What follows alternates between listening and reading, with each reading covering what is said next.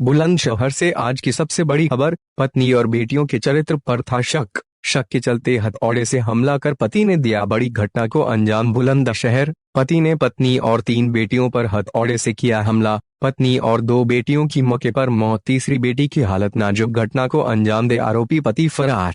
पति दिमाग से था मेंटल, इसी कारण उसको लोग सईद मेंटल के नाम से थे पुकारते।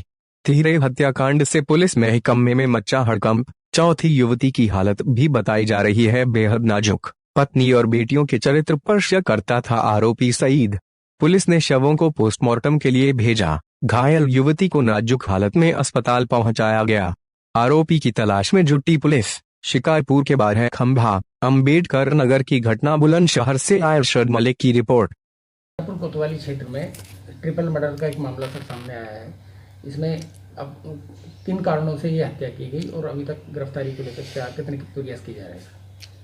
थाना शिकारपुर के अंबेडकर नगर मोहल्ले में सईद सन ऑफ हफीज जो 60 वर्ष का है, इसके द्वारा रात में अपनी पत्नी सफीला, जिसकी उम्र लगभग 50 वर्ष थी, तथा 3 बेटियां रजिया, शबाना और सुल्ताना, जिसमें रजिया की उम्र 20 साल, शबाना की 15 साल और सुल्ताना की 18 साल है। इन तीनों के सिर पे हथौड़े से चोट पहुंचा करके हत्या का प्रयास किया, जिनमें से सफीला, रजिया और शबाना की मृत्यु हो गई है। सुल्ताना घायलावस्था में है, इलाज के लिए मेरठ रेफर की गई है। अभियुक्त के पुत्र शमशाद, जो लगभग 22 साल की उम्र का है, शादीशुदा है और पिता के कार्य आचरण से दुखी होकर के लगभग 500 मीटर दूर अलग रहता है अपनी पत्नी के साथ। उसके द्वारा थाने पर जो तहरीर दी गई है, उसके अनुसार उसके पिता उसकी मां और बहनों के चरित्र पर शक करते थे और अक्सर इनके बीच में झगड़ा होता रहता था। और उस झगड़े की वजह से बीती रात भी इनके बीच में झगड़ा हुआ और झगड़े के बाद पिता के द्वारा रात में किसी समय जब वो सो रही थी महिलाएं, तो उनके सिर पर चोट पहुंचा करके उनकी हत्या का प्रयास किया गया। उसके क्रम में सफीला, रजिया और शबाना की मौत हो गई और सुल्ताना इलाजरत है। अभियुक्त मौके से भागने में सफल रहा है। उसकी गिरफ्तारी के लिए हमने 4 टीमें लगाई हैं और प्रयास कर रहे हैं कि यथाशीघ्र उसे गिरफ्तार कर लिया जाए।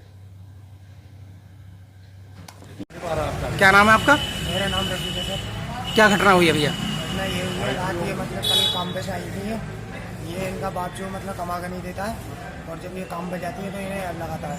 इस लाइन को लेते हुए ये सारी इन्होंने मतलब इनके बाप ने इनकी माँ को और 3 बहनें हैं, तीनों में हथौड़े मारे इनने रात और वो फरार है।